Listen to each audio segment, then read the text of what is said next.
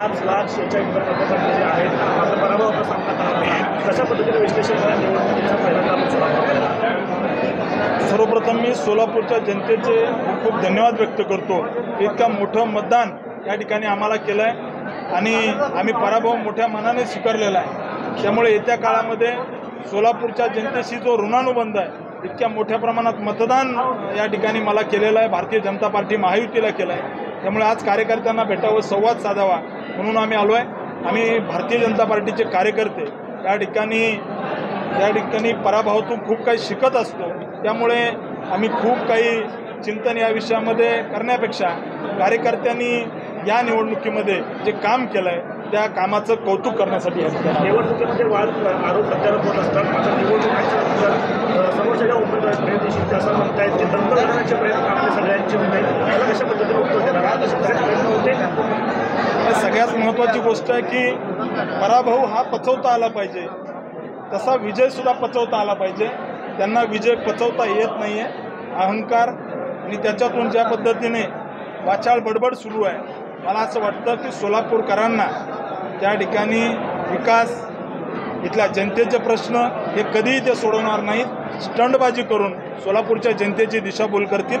सोलापूरकर पाहतील की कशा पद्धतीने या ठिकाणी आपण कसा उमेदवार निवडून दिला आहे हे सोलापूरकर पाहतील। हो, पण एकीकडे सिनियर मंत्री असलेले चंद्रकांत दादांबद्दल त्या चंपा असा उल्लेख करता आहेत आणि अतिशय पद्धतीमध्ये करतात। कसं पाहता याकडे राजकीय संस्कृती आहे? आदरणीय चंद्रकांत दादाबद्दल जो त्या ठिकाणी जशा पद्धतीने एक अपमानजनक, अतिशय निंदा करावी अशा पद्धतीने जे बोललेलं आहे याचा मी सर्वप्रथम निषेध करतो। आदरणीय दादा त्या ठिकाणी दादांचं वय याचा विचार त्यांनी करायला पाहिजे होता आणि एक राजकीय संस्कृती नसलेला खासदार सोलापूरकर पाहत आहेत। येत्या काळामध्ये ज्या पद्धतीने त्यांनी भाषा वापरत आहेत, ज्या पद्धतीने स्टंटबाजी करतायत, ज्या पद्धतीने त्या वागतायत, इथला कार्यकर्ता पाहतो, इथली जनता पाहती आहे। सोलापूरकरांना या ठिकाणी एकच सांगतो की येत्या काळामध्ये विकास आणि इथले प्रश्न याबद्दल इथले खासदार कधी काही करतील का नाही याच्याबद्दल शंका आहे।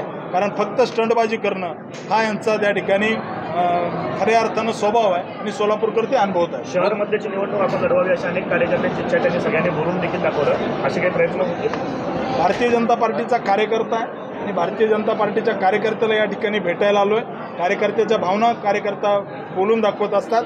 शेवटी मी कार्यकर्ता आहे, त्यामुळे मी कार्यकर्त्यांना भेटायला आलो आहे। निवडणुकीचा वगैरे विचार आज तरी मी माळशिरसच्या जनतेची सेवा करतोय, त्यामुळे मी त्याच्यामध्ये आनंदी आहे। एक प्रामुख्याने आरोप झाला मतदार यादीमध्ये नावं अनेकांची डिलीट होती।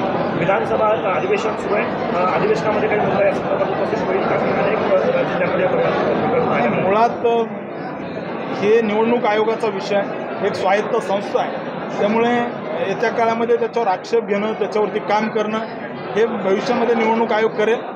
आमचे कार्यकर्ते त्यांच्या निदर्शनास आणून देतात। भाऊ, तुम्ही असं म्हटलं भाषणामध्ये की हरल्यावर लाजू नये आणि जिंकल्यावर माजू नये, हा नेमका टोला कोणाला आहे? नाही, हा एकंदरीत एक वाक्यप्रचार आहे आणि तो मी माझ्यासाठी लागू केला की हरल्यावर लाजू नये आणि जिंकल्यावर माजू नये। तो माझ्यासाठी होता आणि ज्यांनी समझने वालों को इशारा काफ़ी है। इतना भी गुनाह मत कर, तेरी जीत पर, तेरे जीत से ज़्यादा मेरे हार के चर्चे हैं, हेच मी विरोधकांना सांगू इच्छितो। आणि सर, तुम्ही असंही म्हटलं त्यांचा 45 वर्षांचा राजकीय इतिहास पाहिला असता, काम केलेलं आहे, आता बघू ते काम करतील का नाही, असं का ते काम होणार नाही? कारण खासदार झाल्यापासून स्टंटबाजी सुरू आहे, सोलापूरकर पाहतात। आणि मध्यामध्ये आता काय रणनीती असणार भाजपची, भारतीय जनता पार्टी, कारण मध्यावर जास्त फोकस आहे। सोलापूर लोकसभेतल्या ज्या काही सगळ्या जागा आहेत या सगळ्या जागेवरती मला सगळ्या मतदारसंघातून मतदान भेटलेलं आहे, त्यामुळे सगळ्या जागा महायुतीच्या निवडून आल्या पाहिजे याच्यासाठी मी प्रयत्न करणार।